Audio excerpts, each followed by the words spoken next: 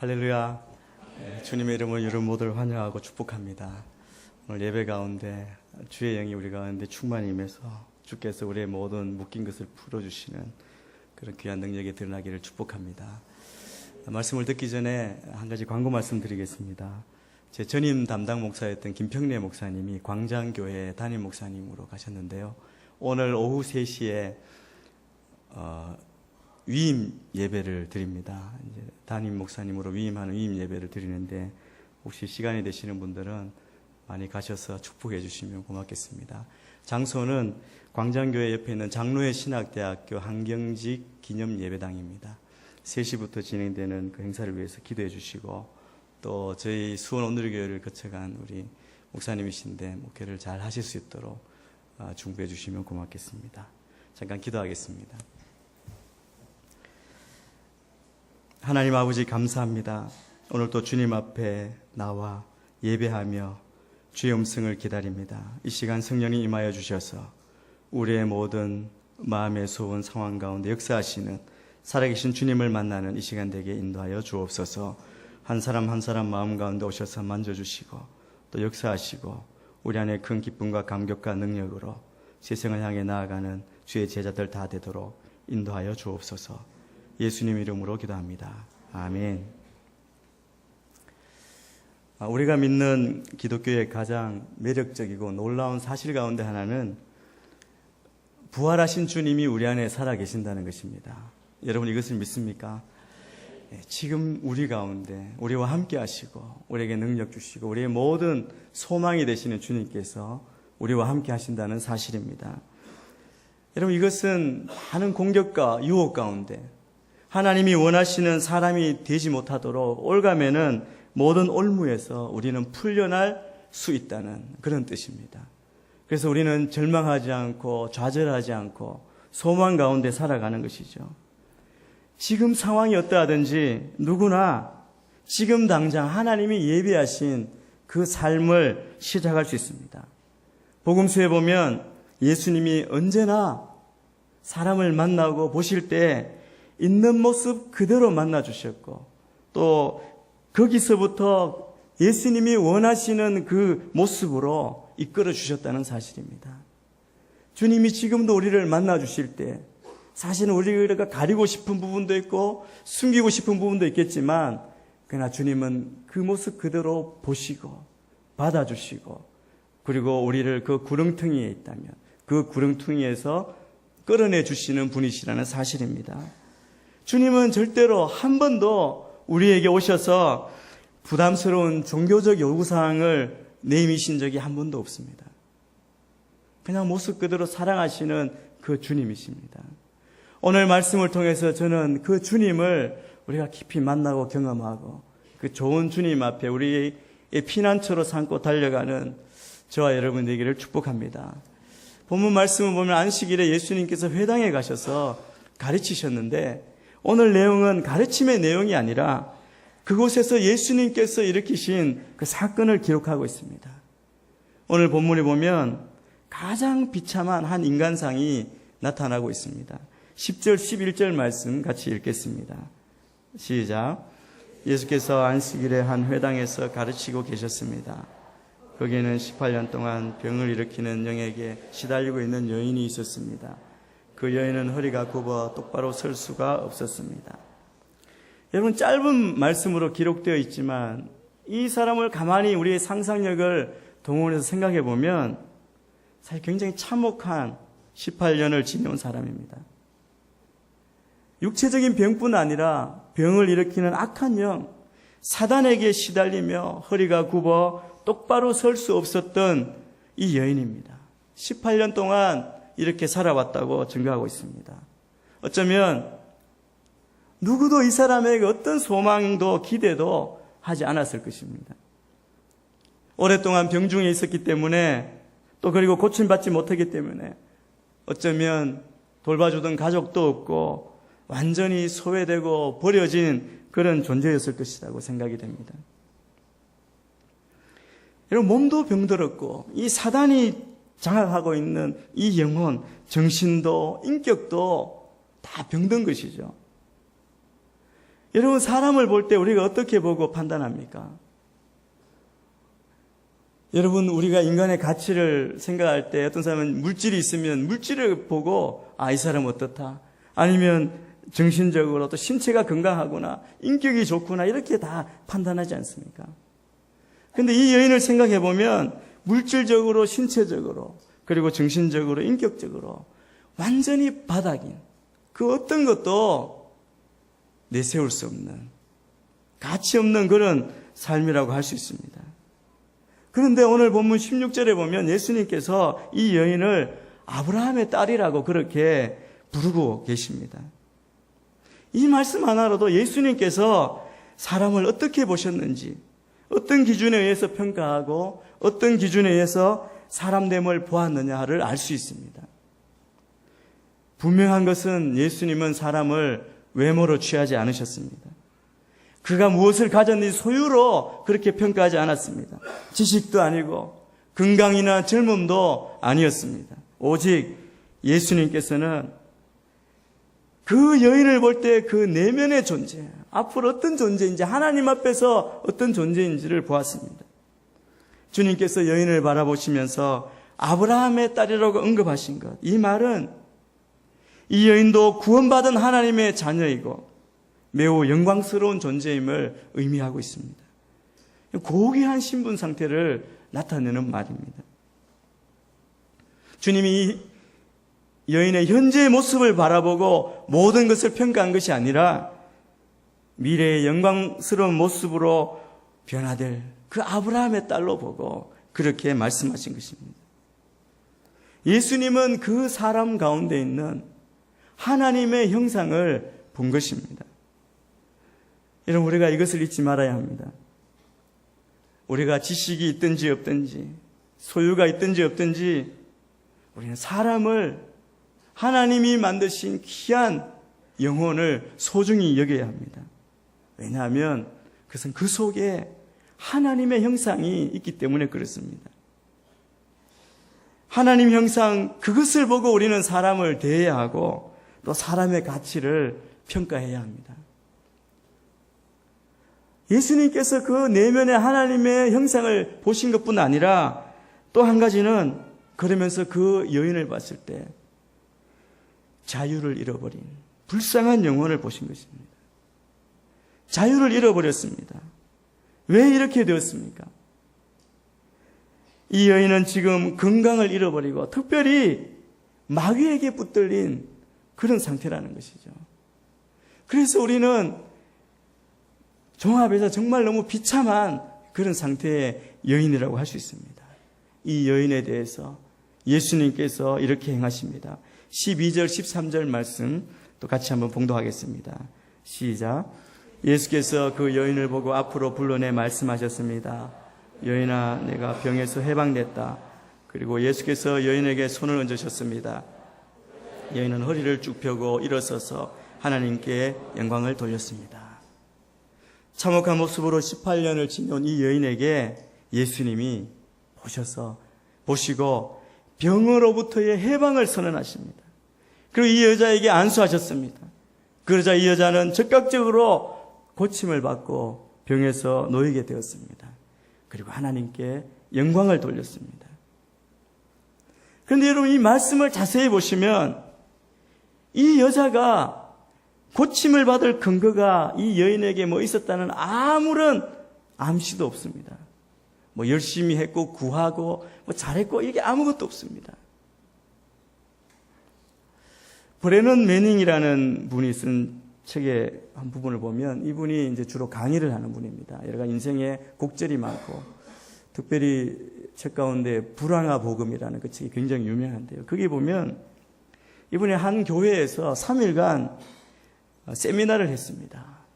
그 하나님의 은혜의 복음, 구원에 대해서 말씀을 전했는데 성경 말씀도 제시하고 예화도 또 상징도 개인의 체험을 다 넣어서 갈보리 언덕에서 예수님께서 베풀어 주신 그 구원이 얼마나 완전한 온전한 구원이 있는지를 그래서 말씀을 전했습니다. 그런데 말씀을 마치고 나니까 그 교회 목사님이 불평하는 나가면서 불평하는 소리를 합니다. 이 강사를 향해서 저 사람은 우리가 구원을 받기 위해서 무엇을 해야 하는지에 대해서 한마디도 하지 않았어 라고 그렇게 불평했다는 것입니다. 여러분 어떻게 생각하십니까? 근본적으로 뭔가가 잘못됐다는 것이죠. 여러분 이 세상에 살면서 이 세상의 악한 영이 또 많은 세력이 사람의 마음을 왜곡시켰습니다. 굳게 만들었습니다. 그래서 은혜의 복음이 어느새 종교적인으로 속박받게 되고 왜곡되었습니다. 하나님의 형상을 이야기하지만 하나님의 형상은 마치 장부에 계산한 것처럼 대차 대조표 맞춰야 되는 것처럼 이곳이 부족하면 여기 채우고 넣고 이렇게 계산하기 시작했습니다. 은혜로 구원받은 이 기독교 공동체가 능력이 있으면 대우받고 평범하면 무시당하는 그런 세상의 평가 기준처럼 그렇게 되어버렸습니다. 성도로 가지만 사랑은 그냥 다 밀어놓고 자유를 다 묶어버리고 오직 자기 의를 생명처럼 붙들고 그렇게 살아가지 않느냐는 것입니다. 단도직입적으로 말해서 오늘날의 교회는 이론적으로는 은혜를 받아들입니다.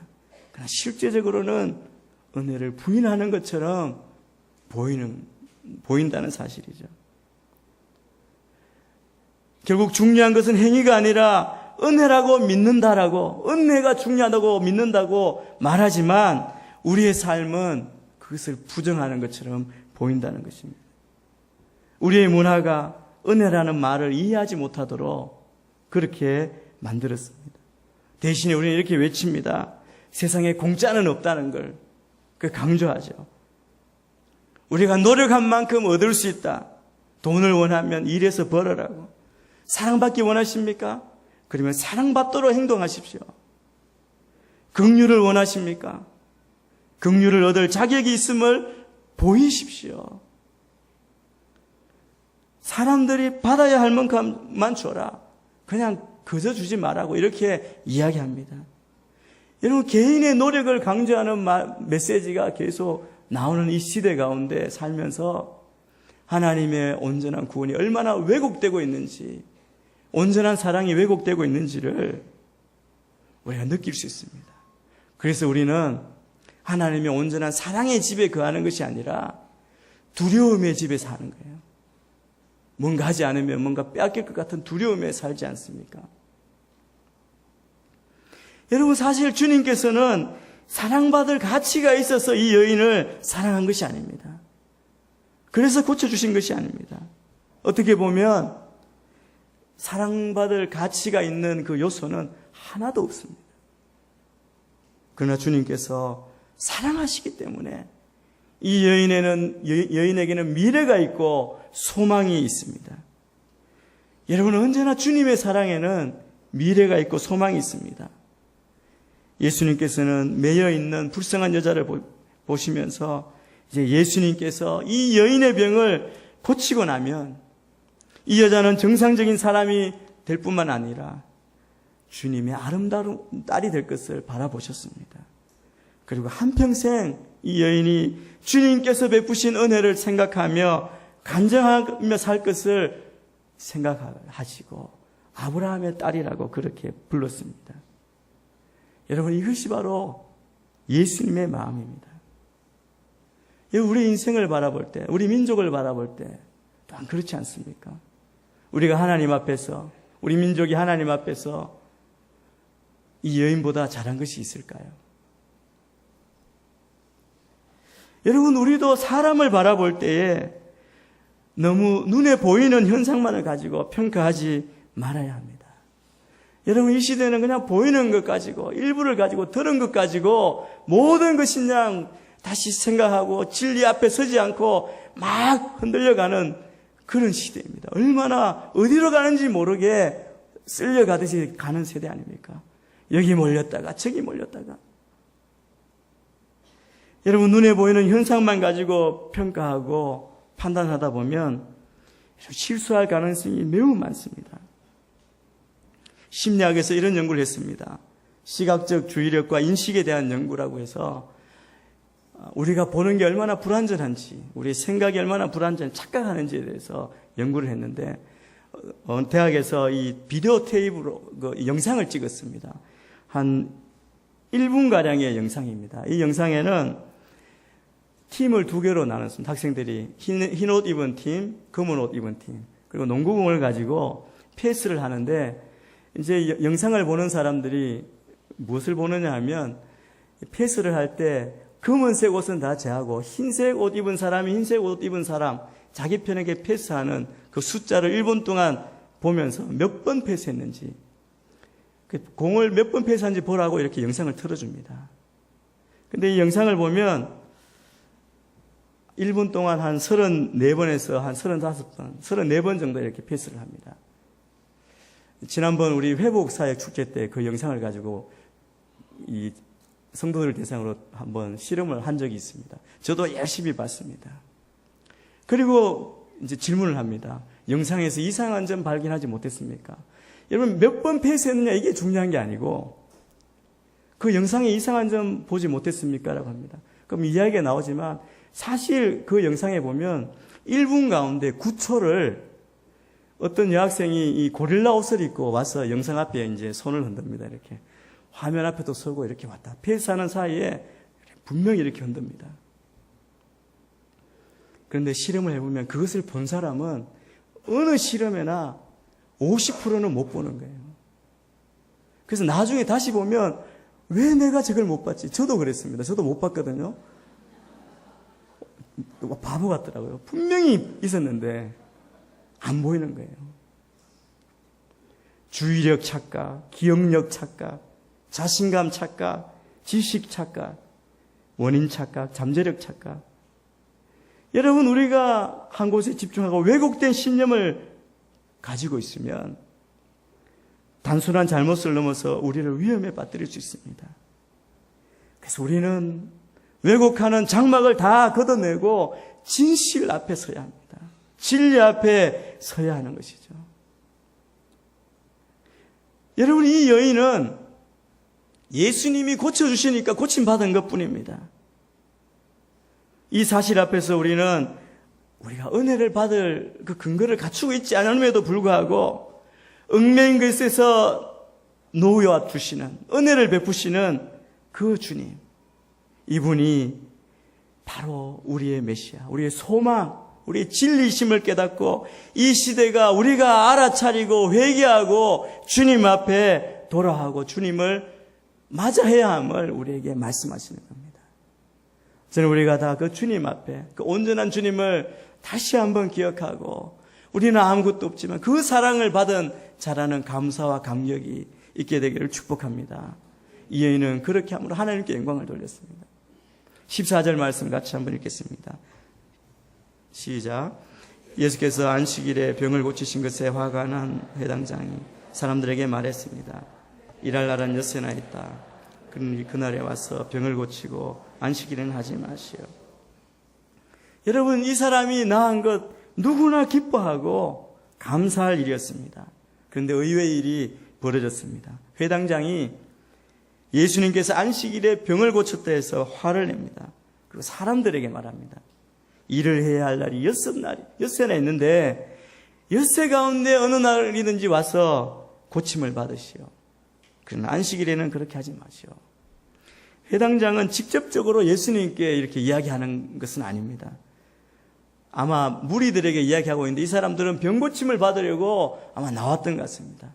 매 안식일에 나오는지 아니면 예수님이 오셨기 때문에 나오셨는지 알 수 없지만 아마 예수님이 오셨기 때문에 나왔다고 생각합니다. 무리들에게 이 회당장이 이야기하지만 그의 분노의 표적은 바로 예수님입니다. 그렇게 그가 화를 내는 것이 그냥 순수하게 안식일을 어겼기 때문일까요? 혹시 그가 이 회당의 가장 높은 영적 지도자로서 어떻게 한 랍비가 와서 이 놀라운 일을 일으키니까 자존심이 상하고 열등감이 생기고 혹시 권위식 때문에 그런 것은 아닐지. 혹시 우리가 그런 마음이 있다면 먼저 예수 믿고 직분을 맡았고 그렇게 하는데 나중 온 사람이 앞서갈 때 우리의 마음이 편치 않다면 저는 이 부분을 짚어보고 회개해야 된다고 생각합니다. 예수님은 이러한 상황을 통해 겉으로는 신앙이 좋은 것처럼 보이지만 그러나 율법주의와 형식주의에 매여 살아가는 바리새인과 서기관들의 위선을 책망합니다. 그리고 진정한 자유가 무엇인지에 대해서 계속해서 우리에게 가르쳐주고 계십니다. 15절부터 17절 말씀 한 목소리로 봉독하겠습니다. 시작. 주께서 그에게 대답하였습니다. 이 위선자들아, 황소나 나귀를 외양간에서 풀어내 딸인 이 여인이 18년 동안이나 사단에게 매여 있었으니 안식일의 매임에서 풀어주는 것이 당연하지 않느냐. 예수께서 이렇게 말씀하시자 그를 반대하던 사람들이 모두 부끄러워했습니다. 반면에 다른 사람들은 모두 예수께서 행하신 모든 영광스러운 일을 보고 기뻐했습니다.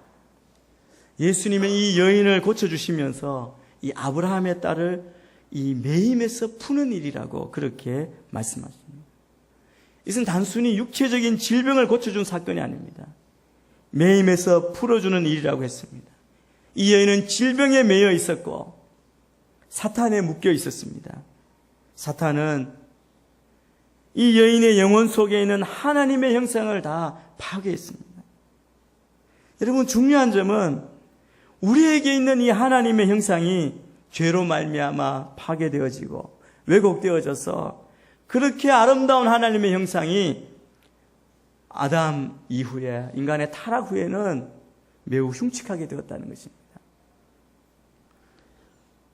그런데 성령님께서 우리의 죽은 영혼을 다시 살리시는 이 중생의 역사를 통해서 우리 가운데 하나님의 형상을 회복시켜 주십니다. 그러면 사도 바울은 이렇게 이야기합니다. 누구든지 그리스도 예수 안에 있으면 새로운 피조물이라. 이전 것은 지나갔으니 보라 새 것이 되었다. 우리가 다 새로운 피조물이라고 말합니다. 주님께서 이 여인을 치료하고 회복시키신 사건은 이 여인 속에 파괴되어진 하나님의 형상을 회복시켜서 자유함을 주시는 놀라운 하나님의 은혜의 사역입니다. 여러분, 오늘도 하나님께서는 예수 그리스도를 믿는 성도들의 심령 속에 하나님의 형상을 회복시켜 주십니다. 저는 오늘 또 여러분의 심령을 회복시켜 준 줄 믿습니다. 그렇기 때문에 우리는 항상 그리스도의 형상을 닮아가는 삶을 살아야 합니다. 여러분, 우리가 추구해야 될 목표가 분명히 있습니다.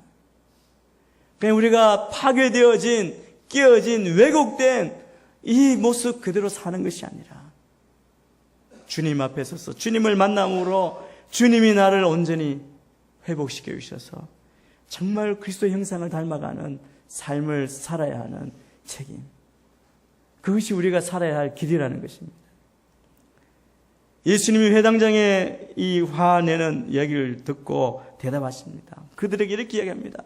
이 위선자들아, 너희가 각각 안식일에 황소나 나귀를 외양간에서 풀어내 끌고 나가 물을 먹이지 않느냐. 그렇다면 아브라함의 딸인 이 여인이 18년 동안이나 사탄에게 매여 있었으니 안식일에 이 매임에서 풀어주는 것이 당연하지 아니하냐. 여러분, 이 치유 사건에서 회당장이 생각했던 것과 예수님의 생각의 차이는 무엇입니까? 안식일을 거룩하게 지켜야 하는 것은 하나님의 율법입니다. 왜 예수님께서 그것을 반대하시겠습니까? 예수님도 안식일을 잘 지키신 분입니다. 그러니까 안식일마다 회당에 가셔서 가르치셨습니다. 다만 예수님께서 반대하신 것은 하나님의 형상대로 창조된 인간에 대한 사랑과 보살핌이 없는 율법주의적인 태도였습니다. 내용이 없는 형식만 붙잡고 있는 그 태도를 나무라시는 것입니다. 예수님은 언제나 모든 사람을 사랑의 관점으로 보십니다. 사랑이 필요한 자에게 조건 없는 사랑을 베푸셨습니다. 다른 사람의 아픔을 자신의 아픔이나 자녀의 아픔처럼 그렇게 여기셨습니다. 그래서 가만히 계실 수가 없으셨던 겁니다. 그런데 본문의 회당장이나 바리새인 서기관들은 자기와 남을 분리하는 것이죠. 그리고 자신에 대해서는 관대하고 타인에 대해서 엄격한 이중적인 잣대를 가지고 사람들을 보는 것입니다. 평가하는 것입니다. 그래서 예수님께서 이 회당장을 이해시키실 때 이 소나 나귀를 예로 들었습니다. 율법에 보면 자기들이 만든 이 율법을 안식일을 지키는 규칙에 보면 자기가 기르는 자기 소유물인 소나 나귀는 굶어 죽으면 안 되니까, 목말라 죽으면 안 되니까 이 안식일에 물을 마실 수 있도록 그렇게 했습니다. 자기를 위해서는 소나 나귀와 같은 동물에까지 자비를 베푼다는 것입니다.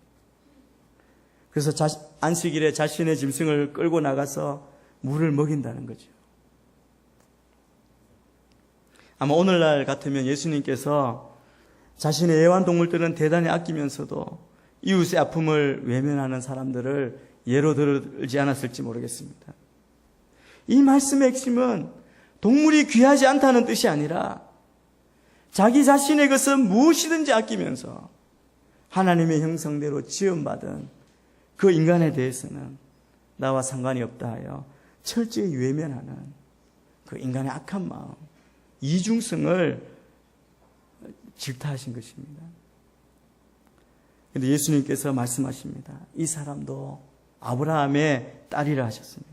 아브라함의 딸을 묶임에서 풀어주는 것은 당연하다고 하셨습니다. 예수님께서 이 여인을 묶고 있는 사탄의 멍에를 풀어주셨습니다. 여러분, 오늘 우리 교회가 해야 하는 일이 바로 사탄이 사람을 묶고 있는 이 멍에를 풀어주는 사역입니다. 주님의 그 십자가의 보혈의 능력은 우리 인간을 사탄의 권세에서 해방시켰습니다. 우리도 해방시켰고 우리 인간을 해방시켜서 모든 심령을 고쳐주시고 치료하여 주십니다. 오늘날 교회는 복음을 통해서 매여 있는 사람들을 자유케 해야 하는 사명이 있습니다. 예수님께서 말씀하십니다. 이 매임에서 풀어주는 것이 당연하지 않느냐. 여러분, 이 세상을 한번 보시고 우리를 보시고 또 많은 이 세상의 우리 민족을 한번 보십시오. 여러분, 얼마나 많이 매여 있고 속박 가운데 있습니까? 육신만의 문제가 아닙니다. 정신적으로 그 영혼이 마귀에게 완전히 속박되어 있습니다. 자기의 이익을 위해서, 자기의 뜻을 관철하기 위해서 수단 방법을 가리지 않고 어떻게 보면 양심까지도 팔아버리는 듯한 그런 모습. 그것은 묶여있는 모습이 아니라면 할 수 없는 것 아닙니까? 그 영혼이 마귀에게 매여 있음을 말씀하고 있습니다. 주님께서 사탄의 권세에서 풀어주시고 우리의 심령을 고쳐주시어 우리에게 진정한 자유함을 주셨습니다. 여러분, 우리가 이 세상에서 행복하게 살기 위해서 자유가 너무나 중요합니다. 그래서 다시 말씀드리지 않아도 우리가 느끼고 아는 사실입니다. 여러분, 예수님께서 우리에게 자유를 주셨습니다. 이제 우리는 그 자유를 잘 감당하고 살아야 합니다. 갈라디아서 5장 1절에 보면 그리스도께서 우리를 해방시켜 주신 것은 자유를 누리게 하기 위함입니다. 그러므로 굳건히 서서 다시는 종의 멍에를 매지 마십시오.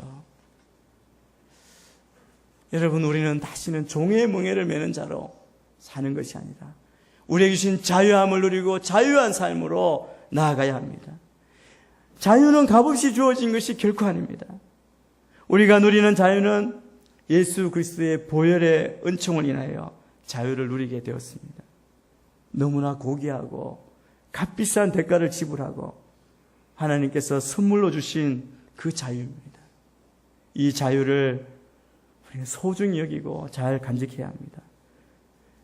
그 소중한 자유를 육체적인 소욕이나 죄를 짓는데 사용하지 말아야 합니다. 오늘 말씀에 나와 있는 회당장도 어떤 의미에서는 주님께 나와 치유받아야 할 사람이었습니다. 그의 마음속에 있는 게 무엇입니까? 정도 없고 이기적이고 그리고 아주 냉정한 차가운 그런 사람이었습니다. 그 마음 가운데는 긍휼히 여기는 마음이 없었습니다. 모든 것을 법대로 규칙대로만 하면 된다는 생각에 사로잡혀 있는 사람입니다. 여러분, 치유가 무엇입니까? 치유는 오늘 이 본문에 나오는 한 단어가 잘 풀어줍니다. 이거 풀다라는 것입니다. 풀다. 누가복음 13장 15절 16절을 제가 다시 한번 읽겠습니다. 이 위선자들아, 너희가 각각 안식일에 황소나 나귀를 외양간에서 풀어내 끌고 나가 물을 먹이지 않느냐? 그렇다면 아브라함의 딸인 이 여인이 18년 동안이나 사탄에게 매여 있었으니 안식일에 이 매임에서 풀어주는 것이 당연하지 않느냐? 치유란 무엇인가에 대한 이 말이 여기 보면 무엇인가에 매여서 어디에 매여 있는 거죠. 그래서 자유를 잃어버린 그 사람을 푸는 것입니다. 자유로운 존재로 만드는 것입니다. 요즘의 말로 바꾸면 뭔가 중독되어 있는, 여러분 현대에는 뭔가에 중독된 사람들이 많이 있습니다. 이 중독에 매여 있는 사람을 풀어주는 것입니다. 예수님은 사람을 메고 있는 존재, 붙들고 있는 존재를 사탄이라고 그렇게 불렀습니다. 18년 동안이나 사탄에 매여 있던 아브라함의 딸을 풀어주신 것입니다. 사랑하는 성도 여러분, 먼저 위대한 치유자이신 예수님 앞에 나와서 육체와 마음 그리고 영혼의 치유와 회복을 경험하시고 또 상처받은 영혼들을 돌보고 치유하는 귀한 도구로 우리가 모두 사용될 수 있게 되기를 예수님 이름으로 축원합니다. 여러분, 우리의 조건 때문에 우리는 치유받은 게 아니지 않습니까? 또한 우리도 사람들을 바라볼 때 그 내면에 있는 하나님의 형상을 바라보고 그들이 온전히 치유되고 주님을 만날 수 있도록 축복의 통로로 쓰임받게 되기를 소원합니다. 복음으로 무언가에 매여 노예로 사는 사람들을 풀어주고 절망 가운데 놓여 있는 사람들을 이끌어내는 도구들로 다 사용될 수 있게 되기를 소원하고 여러분이 그 일에 헌신하는 주의 제자들이 다 되기를 예수님 이름으로 축원합니다. 기도하겠습니다. 하나님 아버지, 우리가 아무 조건 갖추지 않았고 아무 공로 없지만 그러나 주님이 찾아오셔서 그 보혈의 능력, 그 사랑으로 우리를 구원해 주시고 생명 주시고 치유해 주심을 감사합니다. 그 은혜를 기억하고 하나님, 우리가 다른 사람, 아직도 절망 가운데 매여 있는 자들을 바라보며 그 속에 있는 하나님의 영생을 회복하는 주님을 만나는 자로 하나님 인도하는 축복의 통로로 쓰임받게 하여 주옵소서. 그리하여 하나님, 우리가 받은 그 은혜를 감사하고 기뻐하는 또 하나님 예수 그리스도의 형상을 닮아가는 자로 살아가는 저희가 되게 축복하여 주옵소서. 예수님 이름으로 기도합니다. 아멘.